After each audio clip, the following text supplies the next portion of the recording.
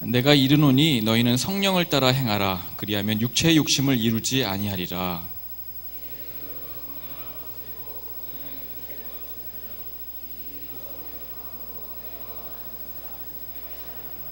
너희가 만일 성령의 인도하시는 바가 되면 율법 아래 있지 아니하리라. 우상 숭배와 주술과 원수 맺는 것과 분쟁과 시기와 분냄과 당짓는 것과 분유람과 이단과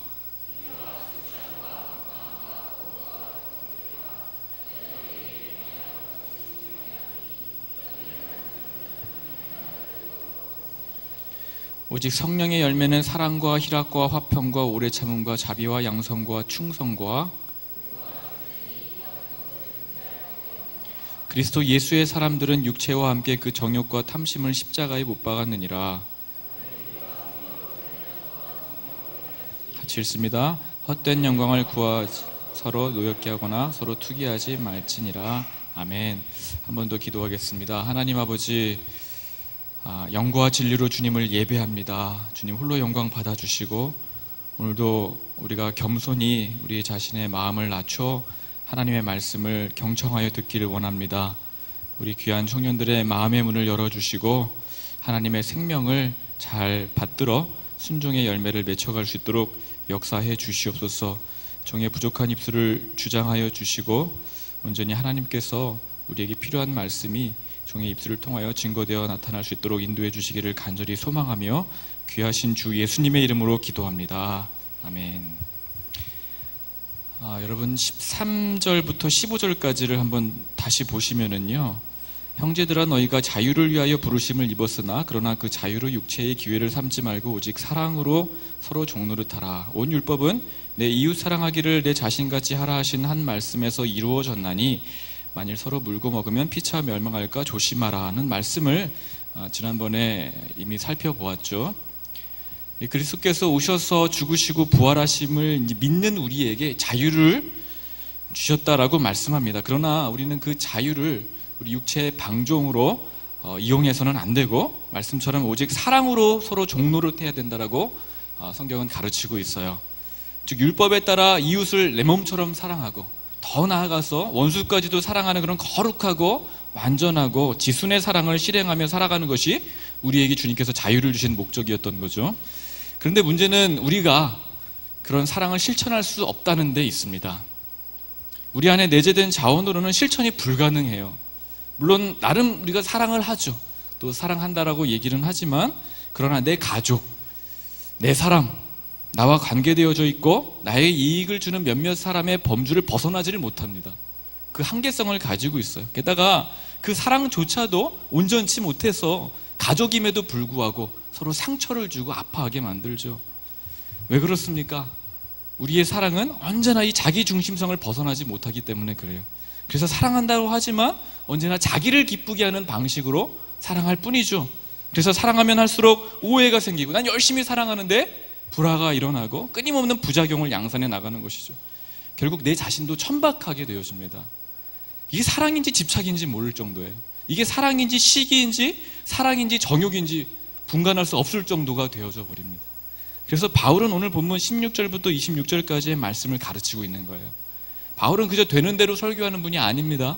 생각나는 대로 이 말씀을 전해야 되겠다 해서 갑자기 이렇게 펑 튀어나와서 가르치는 분이 아니라 언제나 논리적인 구조로 가르치죠. 통일성을 갖추고 있고요, 진리에 대한 정교한 점진성을 오늘 본문에서 보여주고 있는데, 그런 관점에서 여러분 13절과 15절 아까 읽었던 이 구절은요 굉장히 독립된 구절 같이 보여요. 똑 떨어져 있잖아요. 그런데 이 구절이 16절 오늘 본문과 연결되어져 있습니다. 저 어떻게 연결됩니까? 사랑으로 종노릇할 수 있느냐라는 거죠. 어떻게 피 한 방울 섞이지 않는 그런 이웃에게, 가족도 그렇게 사랑하지 못하는데 사랑하며 심지어 종이 될 수가 있느냐? 어떻게 이웃 사랑하기를 내 자신같이 할 수가 있느냐? 어떻게 그 하나님의 거룩한 율법을 온전히 성취해 나갈 수가 있느냐?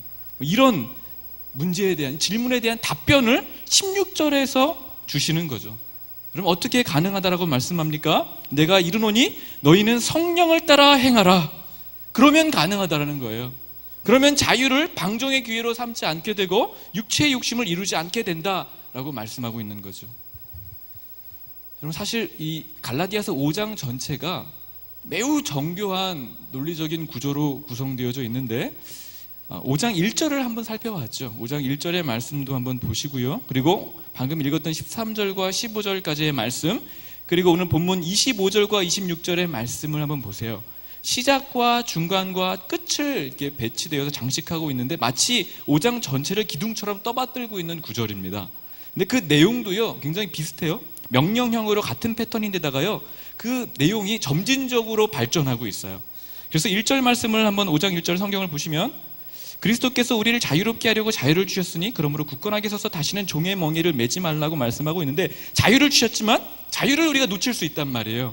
그래서 굳건하게 서야 된다라고 말씀하고 있는데, 그래서 13절에 나와 있는 두 번째 기둥을 보시면 굳건하게 그렇게 서기 위해서는 서로 종노릇해야 한다라는 말씀인 거죠.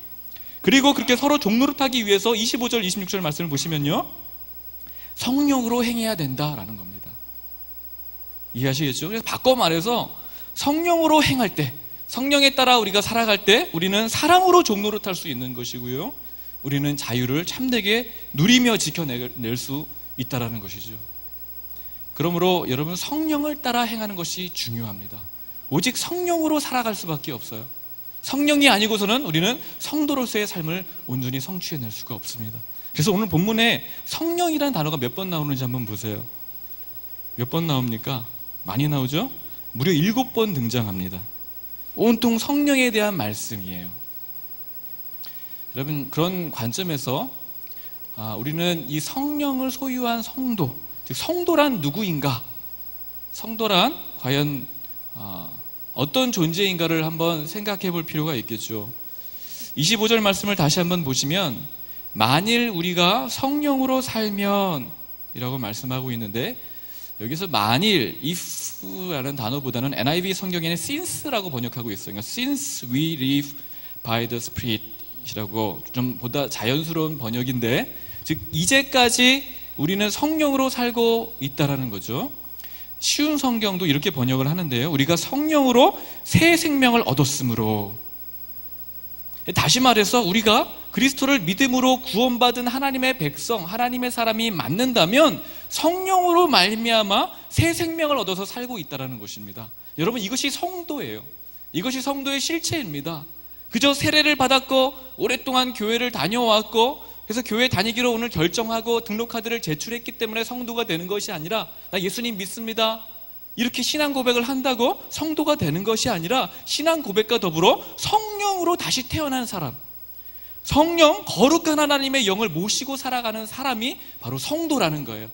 오늘 본문은 그렇게 정의하고 있는 것입니다. 그리고 이어서 뿐만 아니라 25절 말씀을 보시면, 만일 우리가 성령으로 그렇게 살면 또한 성령으로 행할지니 라고 연결하고 있죠.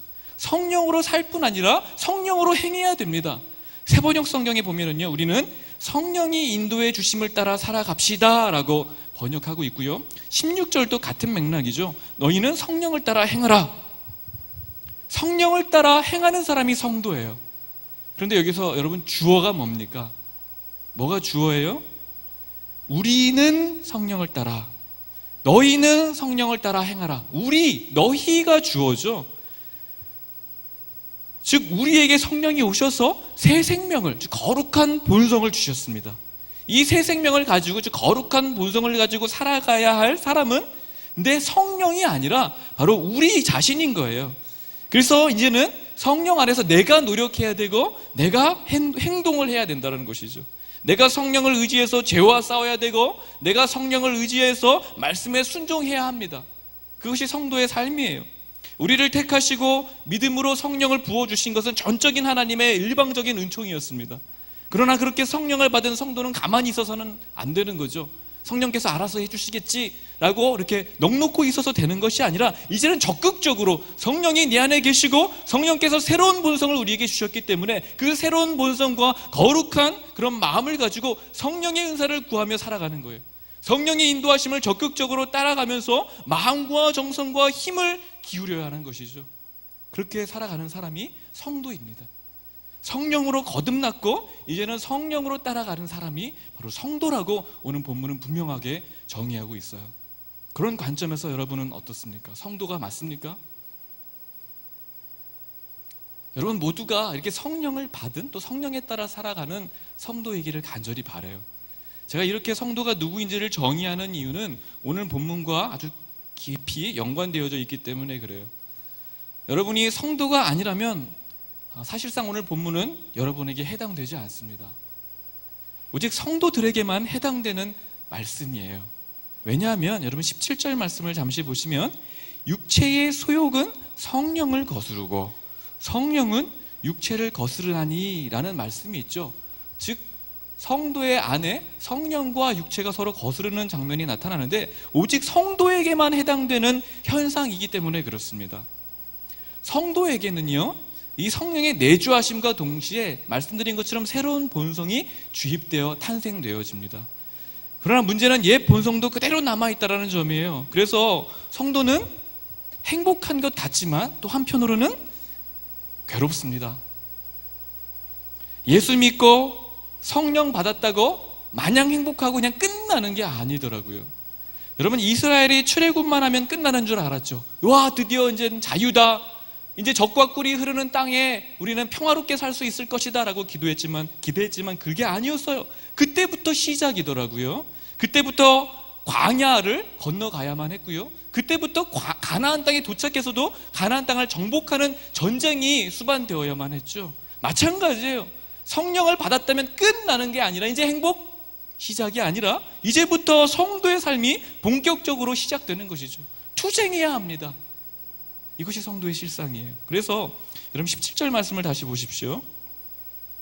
17절 말씀을 보시면 육체의 소욕은 성령을 거스르고 또 성령은 육체를 거스르나니 이 둘이 서로 대적함으로 서로 싸운다, 즉 전쟁을 일으키고 있다라고 말씀하고 있습니다. 서로 거스릅니다. 서로 각을 세우고 한치의 양보도 없이 치열한 공방정을 계속해서 우리 내면 속에서 벌이고 있는 거예요. 그래서 성도는 괴로운 겁니다. 아니 목사님, 성도만 괴로운 것은 솔직히 아니죠. 사람이라면 누구나 그런 갈등을 가지고 있는 것 아닙니까? 라고 반문할 수 있지만 여러분 그렇지 않습니다. 물론 성도가 아니더라도 여러분 모든 사람들은요 도덕적 의식이 있죠. 양심이라는 게 있습니다. 양심의 가책을 느껴요. 그래서 어떤 도덕적인 선택을 할 때마다 찔림도 경험하고요, 망설이기도 하죠. 그럼에도 불구하고요, 불신자에게는 본질상 하나의 본성만 존재합니다. 하나의 본성뿐, 다른 본성은 없어요. 따라서 죄에 대한 일관된 마음만 있다라는 것이죠. 그래서 때로는 그런 양심의 가책으로 인하여서, 도덕적 의식으로 인하여서 갈등은 할 수 있지만 어느 정도 그 의지로, 하나의 본성으로 이것을 덮어버리고 해결해 나갈 수 있다는 겁니다. 그게 불신자나 성령을 받지 못한 사람들의 특징이에요. 그러나 성도는 다릅니다. 성도에게는 두 개의 본성이 있어요. 복잡하죠? 게다가 삼위일체 중인 제3의 위격을 가지신 거룩한 성령 하나님께서 함께 거주하십니다. 성도 안에 내주하세요. 여러분 예를 들어서 여러분이 저를 좋아하시죠? 저의 착각일 수도 있지만 저를 좋아해서 목사님 좀 많이 시간을 갖고 싶어요 하시는 분들이 있을지 모르겠는데, 그래, 그렇다고 제가 날마다 여러분 곁에 있으면 여러분 좋으시겠습니까? 밥 먹을 때도 같이 있고 심지어 잠자리에도 여러분 딱 옆에 붙어가지고 여러분 항상 함께 있으면 좋으실까요? 악몽이죠. 끔찍합니다. 짜증나죠. 여러분 절대 즐겁지 않아요. 아무리 좋은 사람도 계속 맨날 보면 지겹죠. 가끔 봐야지 뭐 좋을 똥 말똥인데, 근데 여러분 우리가 충분히 의식하지 못하고 보지 못하기 때문에 너무나도 쉽게 간과하고 있는 부분인데, 천지를 창조하셨어요. 그리고 만물을 공의로 다스리시는 그 하나님께서 여러분 곁에 딱 붙어있는 것도 아니고 심지어 여러분 심령 속에 딱 내주하고 영원토록 떠나지 않고 계십니다. 그러면서 여러분의 모든 마음에 누추한 생각과 여러 가지 생각들을 다 지켜보고 계세요. 여러분 좋으시죠? 여러분 좋지만 불편합니다. 그게 솔직한 우리의 심령이에요. 불신자의 도덕적 갈등하고는 차원이 다른 갈등이 바로 성도 안에 있는 거예요. 비교가 안 됩니다. 사실 우리 안에 이 옛 본성인 육체는요, 바로 이 죄의 경향성은 우리가 태어날 때부터 가지고 있었던 것이기 때문에 너무나도 우리에게 익숙하고 친숙해요. 마치 딱 맞는 옷과 같아요. 우리의 몸의 한 일부예요. 그러나 새롭게 태어난, 믿음으로 말미암아 태어난 이 새로운 본성은 하나님의 거룩을 갈망합니다. 한 번도 그래 본 적이 없었는데 이 하나님을 인식하면서 갈망하기 시작해요. 의에 줄이고 목이 마릅니다. 경건함을 간절히 추구하게 되어져요. 그래서 이 새로운 본성이 옛 본성의 그런 습관들을 거절하면서 성령을 따라, 거룩한 하나님의 영을 따라 살기로 결단하고자 하면은요, 육체가 매우 불편해지죠. 우리 안에 그런 트러블이 일어납니다. 소리를 지르고 막 못 살겠다고 거부 반응을 일으키면서 아우성을 쳐요. 그게 우리 내면 안에 일어나는 것이죠. 그리고 처음부터 주도권을 잡고 있었기 때문에 처음부터 절대 그 주도권을 놓지 않죠. 그래서 육체를 다 장악해서 끝까지 그 새로운 마음에 저항을 합니다. 선을 추구할수록 더 극심해져요. 성령을 따라 행할수록 이런 갈등은 더욱 맹렬하게 일어나서 성도의 심령은 괴롭다 못해서 견디기 어려울 정도로 고통스럽습니다. 죽을 것 같아요. 탄식이 일어납니다. 그래서 로마서에서는, 로마서 7장에 바울은 이렇게 고백하죠. 원함은 내게 있으나 선을 행하는 것은 없노라. 나는 이렇게 살고 싶은데 이렇게 살 수가 없습니다 라고 탄식하며 고백하는 것이죠. 여러분, 이것이 성도의 실상이라고요. 거기다가 마귀는 가만히 있습니까? 마귀도 동조하죠. 마귀는 수천 년 동안 하나님을 거스르고 대적하는 일에 본업으로 삼아왔던 그런 아주 악한 존재예요. 그래서 우리가 성령을 따라 살고자 하면 마귀도 우리를 가만히 내버려 두지 않고 그 우리의 약한 틈을 비집고 들어와서 유혹하기 시작하죠. 허망한 생각을 주입해 놓습니다. 선한 마음이 드는 거예요. 자극적인 쾌락에 대한 어떤 상상력을 불러일으키죠. 또 어떤 신앙의 담력을 잃어버리게 할 만한 수많은 문제거리들을 던져놓습니다. 고통스러운 일들이 너무나도 많이 발생하는 거예요. 그래서 결국에는 17절에 나와 있는 말씀을 한번 다시 보십시오. 한번 읽어볼까요? 17절 말씀을. 자, 시작.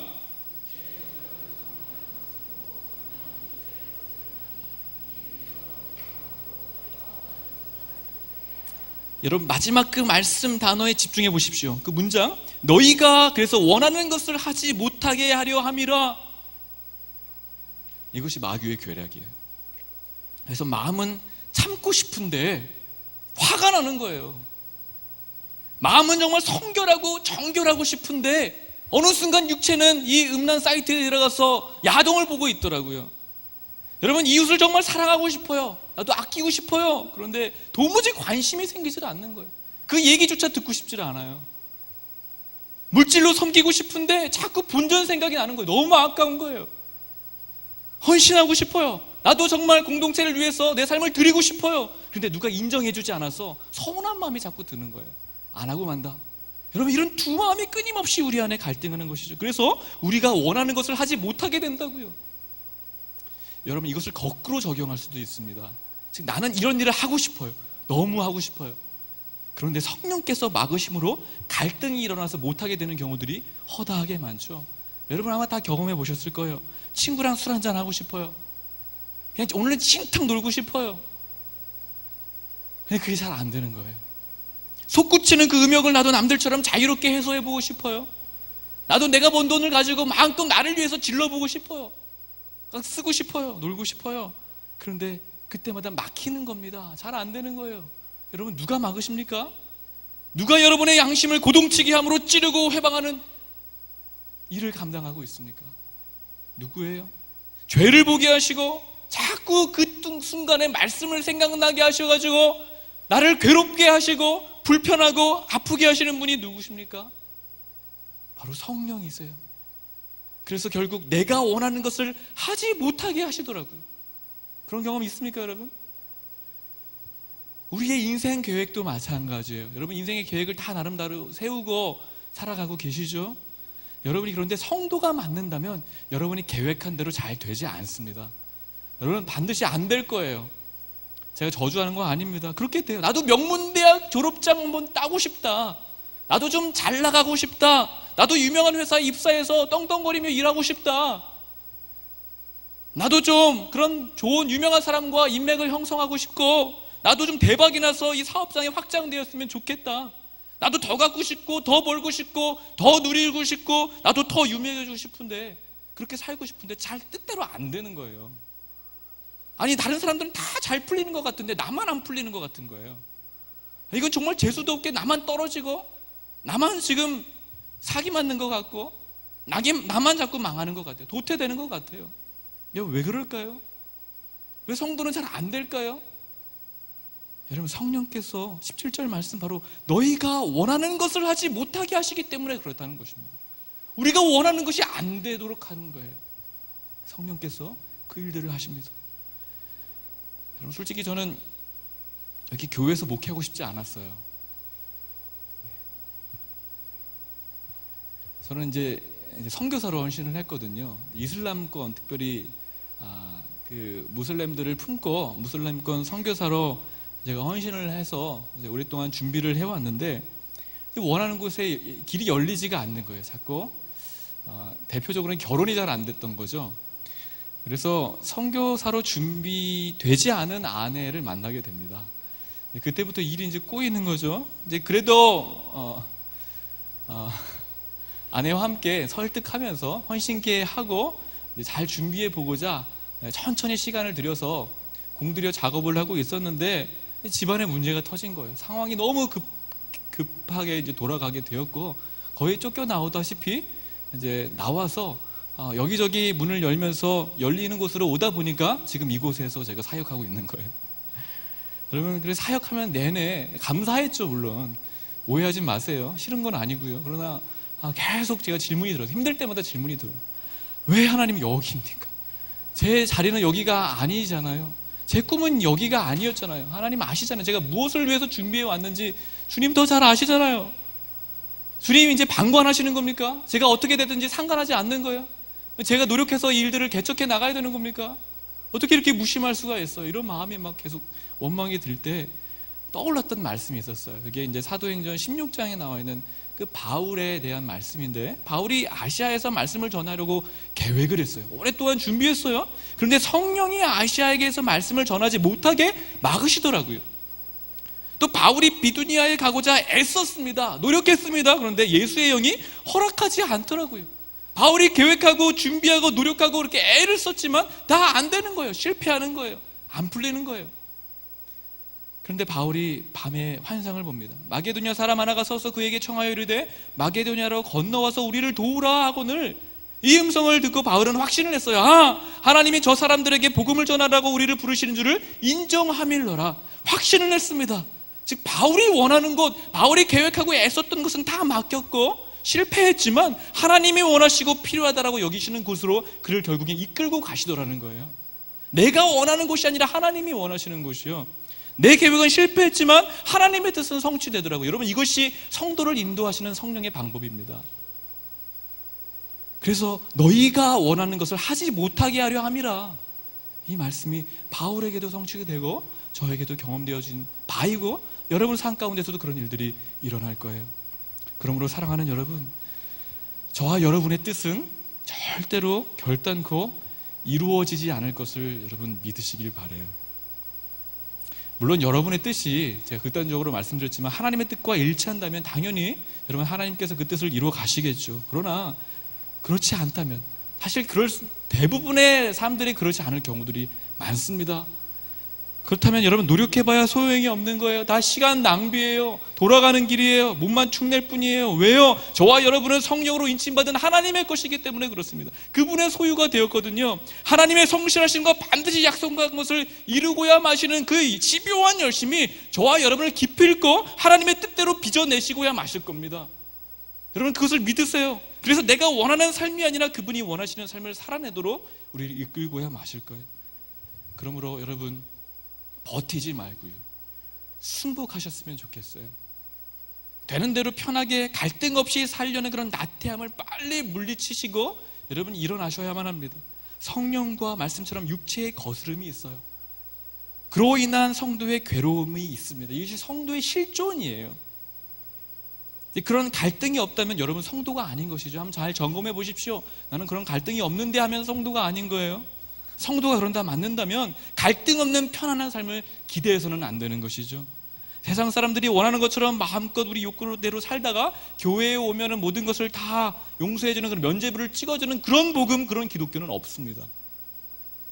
우리 마음의 치열한 싸움이 늘 일정하게 일어나고 있고요. 또 그로 인한 아픔과 수고가 있음을 늘 각오하며 사시는 저와 여러분이 될 수 있게 되기를 바라요. 여러분, 그럼에도 우리가 이런 성령을 간과하고 많은 경우 그렇죠. 치열함을 거절해요. 정말 치열하게 살아가야 되는데 너무 힘든 거예요. 불편하게 만드시는 그런 성령의 음성, 그 모든 음성에 귀를 막고 뒤로 한 채 나의 익숙한 육체, 그런 자연스러운 본성에 따라서 내가 계획하고 원하는 것을 추구하며 살아갈 때 여러분 어떤 일이 발생하겠습니까? 우리는 그것을 경고해 주고 있는 거예요. 성령에 따른 갈등과 그런 투쟁 없이 느슨하게 고삐를 풀고 그냥 적당하게 세상에 빠지고 분주함에 빠져서 자기의 일에 몰두하면서 정신없이 그렇게 살아갈 때 우리에게 무슨 일이 발생합니까? 오늘 본문 말씀을 보세요. 19절부터 21절까지의 말씀이 바로 그렇게 살아가는 사람들에게 나타나는 일들, 열매들이에요. 한번 같이 읽어볼까요? 19절부터 21절까지의 말씀. 자, 시작. 육체의 일은 분명하니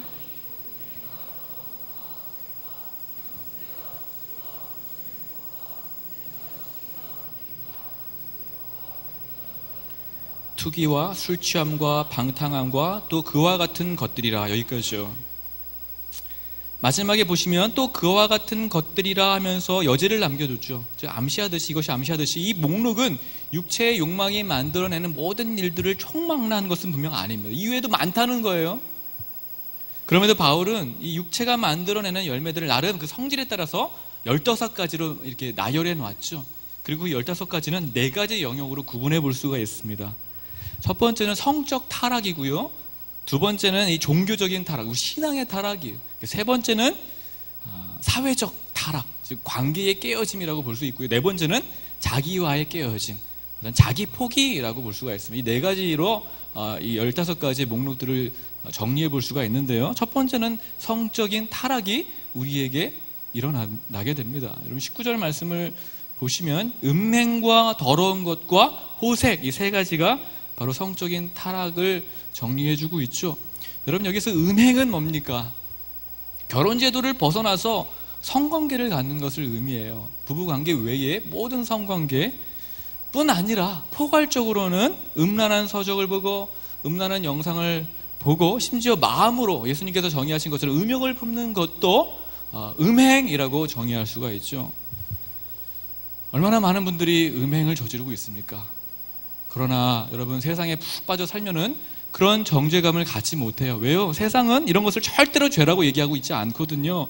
불륜도 심지어 사랑이라는 이름으로 아름답게 포장해서 그려내죠. 드라마를 보세요. 영화를 보세요. 그래서 야 나도 아직 늦지 않았구나. 그래 진정한 사랑을 만날 때까지 나는 기다릴 거야. 애가 3 딸린 여자가 그런 생각을 하도록 부추기는 게 이 세상 모습이라고요. 문화라고요. 결혼을 하려면 속궁합부터 봐야지 어떻게 평생 살 건데 그렇게 해보지도 않고 결혼을 결정할 수가 있느냐라는 생각이 여러분 이 시대 청년들의 마음속에 보편화되었습니다. 서로 합의만 한다면 법적으로 자유롭게 성을 즐길 수 있는 세상 문화가 되었어요. 그런 풍조가 정착되었어요. 세상은 합법적이라고 그럽니다. 음행이란 말 안 써요. 그러나 하나님 나라에서는 불법입니다. 하나님이 절대 용납하지 않는 죄악이에요. 문제는 이런 음행의 파급 효과에 있죠. 여기서 끝나지 않고 음행은 반드시 우리의 영혼과 우리의 생각에 깊은 생채기를 만들어 놓습니다. 엄청난 영향을 주죠. 그래서 반드시 음행은요 온갖 변태적이고 음란한 생각과 행동들을 수반하게 만들어 놓습니다. 많은 것들을 끌어오죠. 그것이 바로 더러운 것이에요. 여러분 이 말씀 보면 음행 다음에 뭐가 나옵니까? 더러운 것이죠. 그래서 이 더러운 것은 성에 탐닉하고 포르노를 끊지 못해서 계속 보고 여성의 사진들을 스크랩하면서 어떻게 하면 이 성적 욕망을 채울 수 있을까를 고심하면서 시간과 물질을 낭비하죠. 실제로 그 일들을 계속해서 해나갑니다. 그리고 그런 더러운 것이 반복되면 뭐가 돼요? 더러운 다음에 뭐가 있습니까? 더러운 것 다음에 호색이 생겨나는 거예요.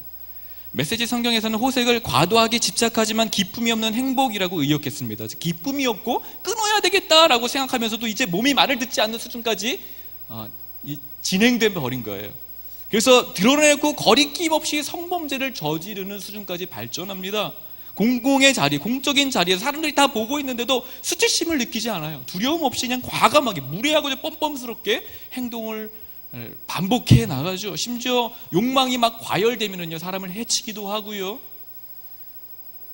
뭐 노인, 어린이 가리지 않고 자기의 성적인 욕망을 분출해냅니다. 이런 일들을, 끔찍한 일들을 뉴스에서 보죠. 바로 이것이 호색이, 성적 타락의 극치라고 볼 수가 있죠. 두 번째는 뭡니까? 종교적인 타락이 일어나요. 그 종교적인 타락은 20절에 나와 있는 그 말씀 이어서 보시면 우상 숭배와 주술입니다.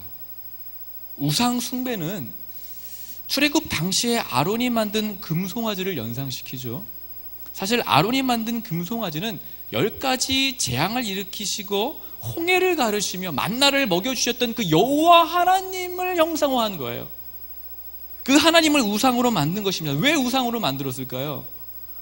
자기 필요할 때 언제든지 찾아가 구하고 빌 수 있기 때문에 그렇죠. 그래서 우상으로 만들어 놓고 자유롭게 드나드는 거예요. 게다가 우상은 말할 줄 모릅니다. 간섭할 줄을 모릅니다.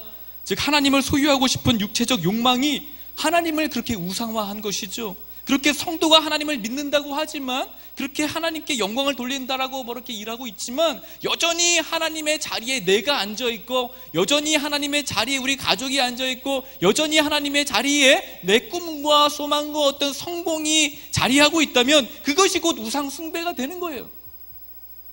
하나님을 예배하는 게 아니에요. 이 자리에 와 있지만. 그리고 우상 숭배는 자연스럽게 뭐가 된다고요? 주술 행위로 이어지게 돼요. 계속 발전하고 있죠. 주술은 우리의 문제를 해결해 주기 위해서 신적인 힘을 빌려오는 일종의 종교적인 기술이라고 정의할 수 있습니다. 그래서 성도의 기도가 어느 순간 우상 숭배에 빠지면 주술 행위가 되는 거예요. 여러분, 예배가 주술 행위가 될 수 있어요. 물질을 드리는 이 아름다운 헌금 행위가 주술 행위가 될 수 있어요. 나의 어떤 필요를 채우기 위해서 하나님을 이용해 먹는 거죠. 용화다는 목사님 그래서 찾아가고 권사님 찾아가 기도받고 이런저런 어떤 신앙의 기술들을 배워가면서 이렇게 하면 뭐가 좋고 이렇게 하면 어떤 유익이 있고 하면서 신앙을 연습해 나가고 자신의 문제를 해결받고자 어떤 종교적인 열심을 꾀한다면 그것이 바로 주술 행위가 되는 것입니다. 또 세 번째는 뭐예요?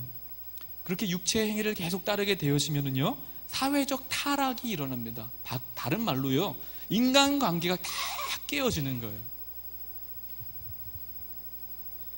20절 나와 있는 그 말씀 이어서 보시면은요, 주술 이후에 원수 맺는 것과 분쟁과 시기와 분냉과 당짓는 것과 분열함과 이단과 투기, 굉장히 많은 목록인데 이 모든 목록이 바로 이에 해당됩니다. 사회적 타락, 즉 관계의 깨어짐. 전부 뭐예요? 내가 속한 그 공동체, 어떤 사회, 특별히 친족과 가정, 그 작은 공동체 안에서 발생하는 관계적 깨어짐, 관계적 문제들이죠. 그 목록들이요. 첫 번째 보시면 그 원수 맺는 것을 한번 보세요. 여러분, 원수 맺는 것이 뭡니까? 그 대단한 게 아니에요, 사실은요. 사랑과의 관계에서 해결되지 않는 갈등을 적의로 바꾸는 것이 원수 맺는 겁니다. 여러분, 우리가 사람들과 관계하다 보면 본의 아니게 정말 웬만한 사람이 아니고서는 다 마찰이 생기기 마련이에요. 저 위대한 바울도요, 심지어 우리 예수님도 그런 마찰들이 있었단 말이에요. 상처를 주고받는 일들이 생각보다 많이 생깁니다. 그런데 그런 갈등을 해소하지 않고 풀고 용서하지 않고 그것을 꽁꽁 마음속에 담아두고 있다가 증오를 만들어내는 것이죠. 여러분, 이것이 바로 원수 맺는 거예요. 미워하는 거예요. 얼마나 많은 사람들이 이렇게 원수를 맺고 살아가는지 몰라요.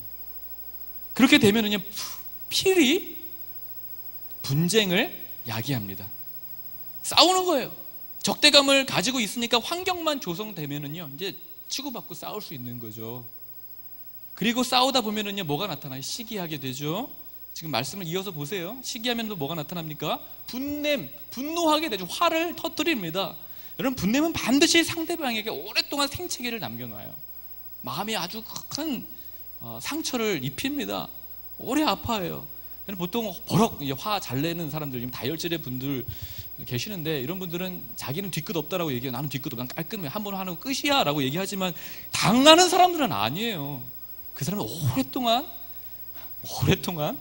여러분 고통스러워합니다. 뒤끝이 있어요. 또한 대부분 그렇게 분쟁하고 시기하고 분내기 좋아하는 사람들은 거기서 끝내지 않죠. 일반적으로 그렇습니다. 당을 짓게 되어져요. 당 짓는 게 무슨 당을 지어, 저는 그런 적 없어요 이렇게 얘기할 수 있지만 별거 아니에요. 이것도요. 여러분, 사람이 자기 속에 있는 분노와 억울함, 막 어떤 시기심을 풀지 못하면은요, 자연스럽게 누구하고 이것을 좀 공유하고 싶어지는 마음이 생기거든요. 나 이 사람 때문에 속상해 죽겠어 하면서 이렇게 풀게 되어져요. 그러면서 자기를 지지해주는 사람들을 끌어모으게 되는데, 이것이 당짓는 겁니다. 끌어모으고 그 분노의 대상을 함께 공유하면서 서로 꼭꼭 뭉치는 거예요. 여러분, 회사에 가면은 이제 못된 상사들이 들어올 때가 있죠. 못된 상사 때문에 다른 이제 평사원들이 이게 뭉쳐서 하나가 됩니다. 그런 일들이에요. 교회도 마찬가지죠. 누구 때문에 힘들면, 누구 때문에 상처받고 좀 답답해지면은요, 그 누구 때문에 힘들어하는 또 다른 누군가를 찾아 헤매요. 이 사람들과 함께 뭉쳐 세력을 규합하죠. 여러분, 그렇게 당을 지으면요, 당연히 분열하게 되어집니다. 이런 말씀 연결해서 보시면은요, 당 짓는 것과 분열함이 나타나게 되어지고, 그렇게 분열하면 본류로부터 끊어지기 때문에 이단이 되는 것이죠. 처음은 같지만 끝은 달라지는 것입니다. 이런 일들이 얼마나 많이 일어나요. 여러분, 네 번째 또 뭡니까? 자기 포기입니다. 육체를 따라 행하면은 자기를 포기하게 되어져요. 곧 무질서한 생활과 그로 인한 방탕함, 어떤 중독과 관련된 문제가 발생하는 것이죠. 그래서 21절 말씀을 보시면 그것을 술 취함과 방탕함이라고 정의합니다. 술 취함은 뭐예요? 여러분, 술 드시는 분들 다 아시죠? 술 취하면 몽롱하잖아요. 기분도 아주 좋아지고, 너무 잘 아는 것처럼 얘기하죠. 기분 좋아져요. 그리고 나서 문제는 뭐냐면 책임을 지려고 하지 않습니다. 그러니까는 너무 힘든 문제가 있을 때 보통 술 잡수시잖아요. 그럼 술 드시고 나면은 자유로워져요, 그 순간. 그런데 너무 좋으니까 이것을 반복하게 되어지는 거죠. 그러면서 책임을 회피하고 책임지는 삶을 살지 않고 자기를 포기해버리는 그런 어떤 삶을, 무질서한 삶을 살게 되는 거예요. 그게 술 취함이죠. 그뿐입니까? 그리고 나서 하나님이 없는 이런 쾌락이 있거든요. 손쉽게 한잔하면은 쾌락이 찾아오거든요. 이 쾌락에 빠지는 거예요. 성도의 가장 큰 해방과 기쁨은 어디에 있습니까? 그리스도 예수 안에 살아갈 때 있어요. 그분의 임재 안에 있을 때 우리는 가장 기쁜 거예요. 그런데 그 임재 안에 살기 위해서는 많은 치열한 싸움이 있어야 되거든요. 근데 그게 싫은 거예요. 부담스럽고 귀찮은 거죠. 그래서 그것을 거절하고 손쉬운 방법으로 육체의 쾌락을 꾀하게 되는데, 그것이 바로 술 취함이라고요. 그것이 발전되면서 방탕함으로 나타나는 것입니다. 방탕하면은요, 하나님 안에서의 질서와 그로 말미암아 누리는 그런 안정감이 다 사라져요. 그리고 영적으로 무질서해지고 게으름과 나태함, 무력감에 빠집니다.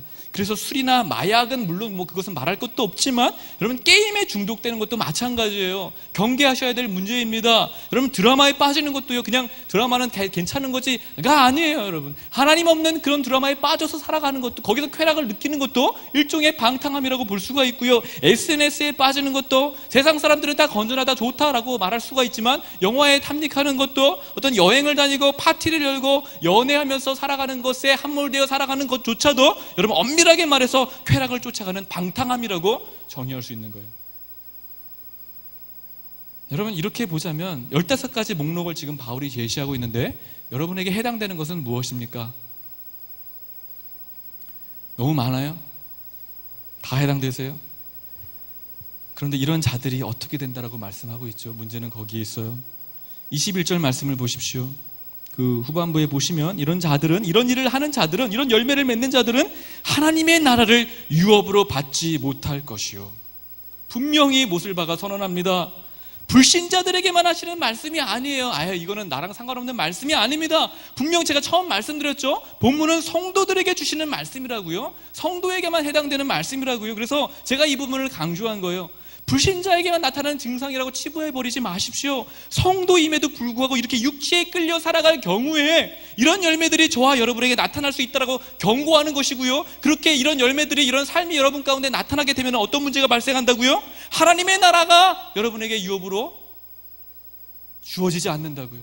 하나님의 나라와 상관없는 삶을 살아가게 된다라고 지금 무섭게 경고하고 있는 거예요. 여러분, 경각심을 가지고 들으셔야 합니다. 그런데 이것은 비단 미래적인 결과만을 얘기하는 게 아니라 저 천국을 가지 못하게 된다라는 말씀이구나, 그것만이 아니라 현재적인 결과도 의미하고 있어요. 즉, 하나님의 나라는 이미 우리에게 임했죠. 그리스도를 믿고 그분과 연합한 성도의 삶에 하나님의 나라가 이미 임한 것입니다. 그러나 육체의 본성에 따라 살아가면서 이와 같은 열매를 맺혀가는 성도에게 하나님의 나라는 힘을 잃어가요. 와해되어져요. 하나님의 통치로 말미암아 나타나야 될 그 희락 기쁨이 사라집니다. 거룩한 정서가 점점점 메말라갑니다. 진리에 대한 열정과 복음에 대한 그 감격이 있었는데 점점점 식어져 가는 거예요. 잃어버린 영혼에 대한 안타까움과 죄에 대한 그런 미움과 그치지 않는 분노도 먼 나라 얘기처럼 들려집니다. 온통 자기 자신에 대한 문제에 갇혀가지고 하나님께서 어떻게 이 세상을 역사해 나가시는지, 어떻게 구속의 역사를 이루어 가시는지에 대한 그런 구속사에 대한 관심도, 영적인 통찰력도, 기대감도 다 없어져 버려요. 되는 대로 살아가는 거예요. 하나님의 눈으로 세상을 바라보던 관점도 하나님의 마음으로 바라보던 그 통곡했던, 세상을 바라보며 통곡하고 아파했던 그 마음도 온데간데 없어져요. 즉 하나님의 나라를 유업으로 받지 못한 자처럼 살아가게 된다는 말씀입니다. 이거 얼마나 불행한 일이에요. 여러분의 모습은 어떠한지 한번 점검해 봤으면 좋겠습니다. 진지하게 돌아보세요. 성령을 무시한 채 여러분의 그런 계획과 본성에만 충실하게 살아가고 있지는 않습니까? 성령을 따라 살아가려는 그런 내면의 투쟁과 갈등이 없이 육체의 그 안녕만을 추구하면서 살아가고 있는 것은 아닌지 한번 반성해 보자고요. 그래서 주님 없는 욕망과 쾌락에 빠져 있는 것은 아닌지, 그래서 여러분의 가슴은 차디차게 식어버렸고 진리에 대해서도 냉랭하면서 영혼은 메마르고 건조하게 말라버린 것은 아닌지, 그래서 거룩한 하나님의 말씀에 창념하지도 않고 예배 때마다 부어주시는 그런 신령한 감화와 은혜, 거룩한 정서도 경험하지 못한 채 습관적으로 신앙하고 있는 것은 아닌지, 영원한 것들보다 보이지 않는 것들에 열정을 쏟고 있는 것은 아닌지 한번 돌아보자고요. 여러분이 그런 즐거움에 탐닉하면 할수록 저와 여러분의 영혼은 빈궁해진다는 사실을 왜 모르십니까? 왜 여러분의 마음이 그토록 냉랭하고 건조하며 무력하게 되었는지 정말 모르시겠어요? 여러분 한번 잘 생각해 보세요. 왜 신령한 말씀에 감화될지를 모르고, 왜 그 진리로 말미암아 거룩한 정서가 불같이 일어나지를 않고, 왜 하나님의 거룩한 말씀에 창념하지 못하고 세상의 것들만 붙들고 정신없이 살아가고 있는지 모르겠습니까? 말씀은 분명히 제시하고 있어요. 여러분이 성령을 따라 행하고 있지 않기 때문에 그렇습니다. 다른 것 없어요. 여러분이 성도가 맞는다면 성령으로 말미암아 발생되는 그런 부담과 갈등이 있는데 그 괴로움이 싫어서 거절해버린 거죠. 신앙생활 왜 이렇게 힘들어? 성령의 그 부담스러운 음성을 거절하면서 적당하게 신앙생활을 해왔기 때문에, 치열함을 잃어버렸기 때문에, 간절한 기도와 맹렬한 하나님 말씀에 대한 순종함이 없기 때문에 여러분 이렇게 되어버린 거예요. 차라리 성도가 아니었다면, 여러분 교회를 안 다니고 믿음이 없었다면요 세상 사람처럼 즐길 수나 있었겠죠. 그 방법을 추구하면서 나름 성공을 구가해 나갈 수도 있었겠죠. 그러나 불행하게도 우리는 아닙니다. 그런데 이렇게 살아간다면, 이도저도 아닌 너무나도 미지근하게 살아간다면 세상에서 가장 불행한, 가장 불쌍한 사람이 될 거예요. 성도에게 중간지대란 없습니다. 저는 이 정도면 될 것 같아요. 그런 것 없어요. 둘 중 하나뿐이에요. 성령을 따라 행하든지 아니면 육체를 따라 행하든지. 오늘 분명 말씀은 우리에게 선언하고 있습니다. 그러므로 여러분 이 시간 같이 기도했으면 좋겠어요. 같이 한번 반주해 주시고 함께 말씀을 생각하며 기도할 때 여러분 스스로에게 정직하십시오. 옆에 있는 분들 의식하지 말고 여러분 자신에게 정직하며 하나님을 바라보세요. 여러분 성도가 맞습니까? 지금 제가 말씀드렸던 이러한 갈등과 괴로움이 여러분에게 있습니까? 없다면 여러분 성도가 아니에요. 하나님, 제가 성도가 되기를 원합니다. 그리스도인이 되기를 원합니다. 성령을 저에게 부어주시옵소서. 기도했으면 좋겠어요. 그런데 여러분이 성도가 맞는다면, 성령을 소유하여 살아가는 하나님의 백성이 맞다면, 성령이시여 우리의 이런 육체의 더럽고 추악한 욕망을 태워주시옵소서. 나로 온전히 주의 것 되게 하여 주시옵소서. 성령을 따라 행할 수 있는 이 거룩한 감화와 정서를 나에게 회복시켜 주시옵소서. 지루하며 냉담하며 건조하고 메말라버린 나의 마음을 다시 한번 풍성하게 은혜로 적셔 주시옵소서 라고 우리 간절히 한번 기도했으면 좋겠습니다. 한번 기도하겠습니다. 하나님 아버지, 이 시간 은혜를 부어주시기를 원합니다.